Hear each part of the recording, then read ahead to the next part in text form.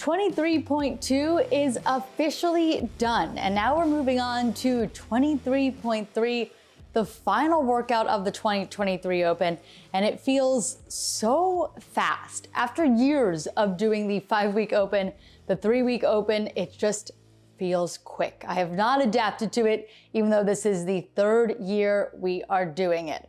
But 23.3, the last workout of the Open, will it be a 2-parter again?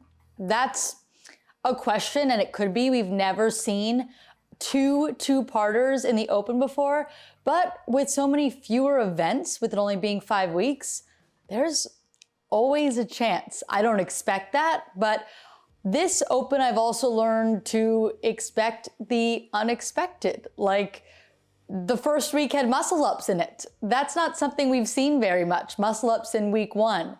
Or ever. We have never seen muscle ups in week 1. 14.4 was the repeat workout. That was the 4th week of the Open. We don't even have 4 weeks anymore, but that's usually how far you had to get into the Open to see those advanced movements. Now they could pop up at any time, it appears. So it's hard to predict what's going to come next with so many changes, and with Adrian Bosman being the new programmer and this being his first year programming the Open completely on his own. Although Dave Castro has been posting hints, those hints, do they mean anything? I have my doubts. It might just be to mess with us. But he posted a hint the last 2 weeks. He hasn't posted it at the time of me recording this, but I assume he will. So I will share that on my Instagram account if you want to see it. My Instagram account is @AmandaHarry. I'll put it right here for you so you know where to go to follow it.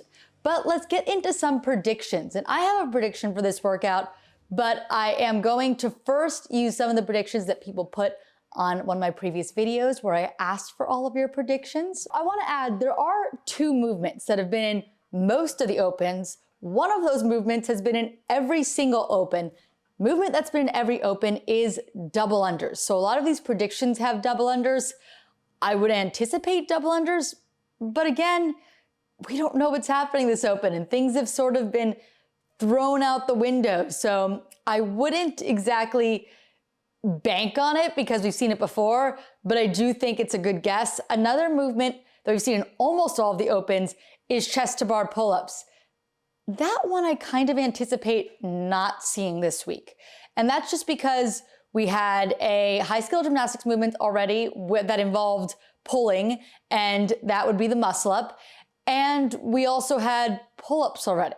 So it feels like doing chest to bar in week 3 isn't necessarily needed because we've already tested a lot of those similar skills. I do know that a jumping pull-up out of those burpees is not exactly the same, but there were a lot of them and it was a lot of pulling. So I just don't think it's necessary to have us back on the pull-up bar for the 3rd week in a row. Now let's get to those predictions. I'm probably gonna go through as many of these as I can because I do appreciate all of you who watch these videos and watched my previous videos and gave me your predictions, so I do wanna highlight as many of them as I can. So first prediction. This one is from Naz Scott. He's predicting 4 rounds for time, which is kind of a long workout. 10 burpee box jump overs, 20 single dumbbell thrusters, 30 double unders, 20 single dumbbell clean and jerks, and 10 burpee box jump overs. So I guess we'd go from the 10 at the end of the round right into the 10 at the beginning of the next round. I don't think we're gonna see burpees again because we've already done burpees, or a box jump over, and that's just because we did so much jumping and bounding with those burpee pull-ups. Coach Moose says we had 2 workouts with moderate time domains, 14 and 15 minutes. I anticipate we'll go to one of 2 extremes for 23.3. Sprint-like domain, less than 10 minutes, or long grinder, more than 20 minutes. I also expect we'll see a different implement, i.e. dumbbells with an explosive movement, i.e. box jumps. I'll go with devil's presses and box jumps. I do think both of those are a good option. I really like the time domain information because I think that Coach Moose may be onto something there. But I just feel like we did so much jumping already. Could be wrong. It would be unusual not to see a box jump. That has been a lot of the Opens too. But we've just done a lot of jumping. Another prediction, and this is a lot of rounds, 5 rounds of 15 goblet squats, 5 handstand push-ups, 2-minute break, 5 rounds, 30 double unders, 10 box jump overs. I guess this would be for time. And we do see both the box, a common movement in the open, and those double unders, which if you're a betting person, you should probably bet on them being in the open. Here's another one, still has those double unders in it. Devil's presses, skipping, either single unders or double unders, short and fast and light, maybe light snatches and skipping. I don't think we're gonna see the devil's press this open. I don't think it's a crazy movement to predict. I was thinking earlier on that we could see the devil's press, but because we had the burpee pull-up as a newer movement to the open, not new to CrossFit, but new to the open, I don't think we're gonna see a second new to the open movement. That's just my guess. Lorenzo says 23.3, chipper of 3 of the following: wall walks, box step-ups, dubs, deadlifts, and handstand push-ups. Well, if we did all of those, that would pretty much knock out the rest of the movements we need to do for the open, but he said 3 of them, and I do think a lot of those are good guesses for movements for this workout because they're ones we haven't seen, because some people are predicting things we have seen before. We did see burpees twice in one open. I don't think that's gonna happen with only 3 weeks, but you never know. I do think that some things that I was curious about missing in this open are the double unders, the deadlifts, and the handstand push-ups.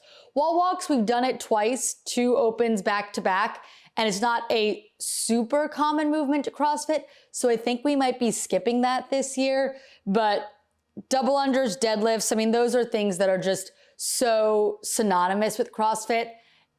I would anticipate seeing those every open year. We might not see both this one, but they're movements that it would be surprising to have many opens without. Another similar prediction, Denise says some mix of box jumps, double unders, and kettlebell snatches.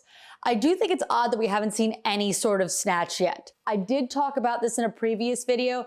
I just don't think we're gonna see a kettlebell snatch. The kettlebell weights that we have are too heavy, I think, for all of the divisions. The scaled women are likely not going to do a 35-pound, 16-kilogram kettlebell snatch. I just don't see that happening. Kettlebell snatches could be in quarterfinals. I would totally think that's a possibility, but kettlebell snatches at the weights we have in the open, I would be surprised. But I have been surprised it's open, so who knows what that means. This is a creative pick that Ashley threw out. I think a version of Annie, like Gymnastic Annie, which is a press to handstand, double unders, something like that.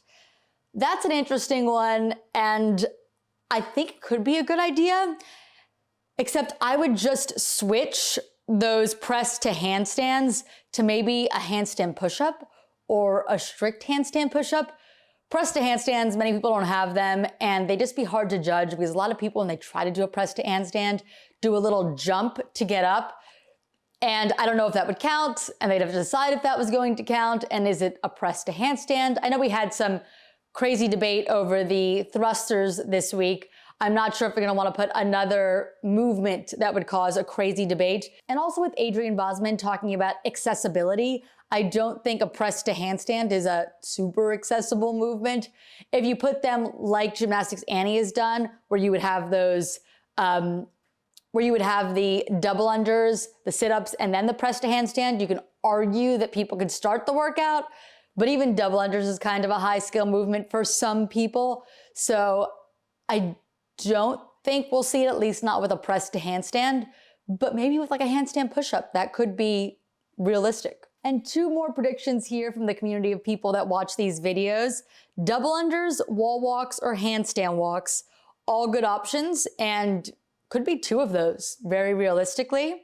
And then another one from Cam, handstand push-ups, box jump overs, and kettlebell swings. The only thing I'd be really nervous with there is the kettlebell swings. The weights are kind of right for it, but again, I think you would need a lighter kettlebell for the scaled women, even for a swing, just because I would imagine the standard swing is going to be 35, 53, so you would need lighter weights for the scaled divisions. So I don't think we'll see that. I also think kettlebell swings with that extension overhead and the bell facing up becomes a difficult standard to judge and could be a bit of a mess. So I don't think we're gonna see kettlebell swings. So now on to my prediction. And I'm just gonna throw it up on the screen and read it to you and then explain why I'm making this prediction. So it's gonna be for time. There will be a time cap. It's not like that one open workout that we had that was everyone had to finish. This is not that, and it would be difficult for everyone to finish this without choosing the scaled option. So 3 rounds, 50 single unders, 20 alternate single arm dumbbell clean and jerks, 10 kipping push-ups. After 3 rounds of that, you go directly into 3 rounds of 50 double unders, 20 alternating dumbbell snatches, 10 strict handstand push-ups, 12-minute time cap or for time, whichever works for you, depending on your skill level. And the dumbbell weights would be our traditional open dumbbells. That would be 35 pounds for women and 50 pounds for men. So why did I choose this workout? Well, I said earlier, double unders have been in the open every single year. So I'm just going to bet on history, even though we know this year's a little bit different, but that seems to make sense for me. I've also seen single unders pop up on the CrossFit main site, and they were also at the games this past year. So I think it would be interesting to bring those down to the affiliate level for the open.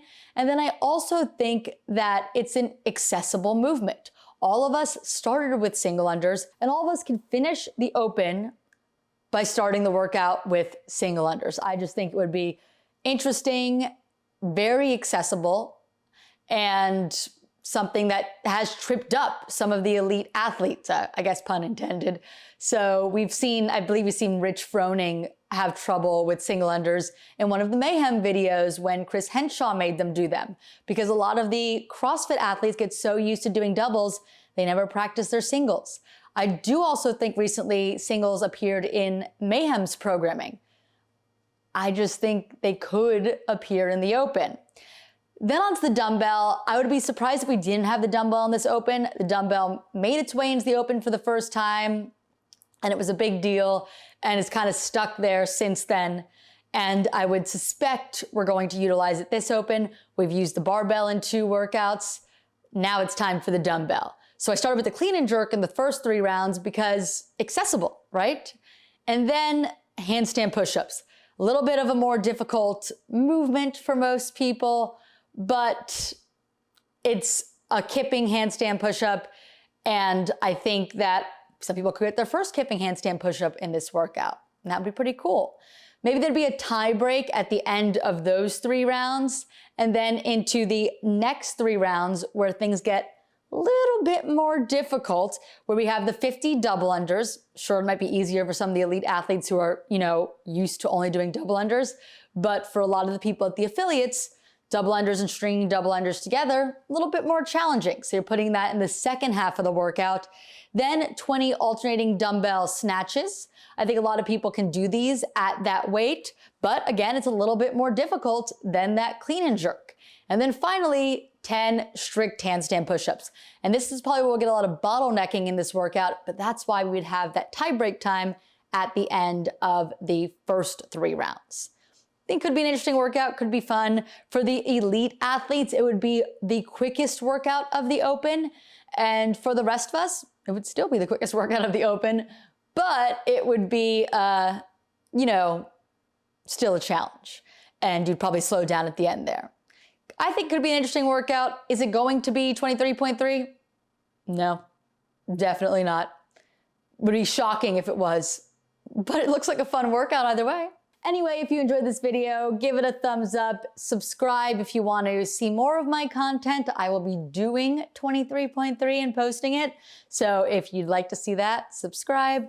I appreciate you all for watching, and this has been such a fun open. I've had so many people watching my videos, and that's been really, really awesome. I hope some of you or all of you stick around for what we have to come after the open. Lots more CrossFit, possibly quarterfinals, might be going to a semifinal, lots of stuff, and probably going to the games. They pretty much go every year. So subscribe if you want to see that stuff too. All right, see you later. Bye. Oh, and Carson's been down here. You may have seen his nose pop up a couple times, or feet or something. Say hi, or bye. Bye, buddy. Okay. Okay. Bye.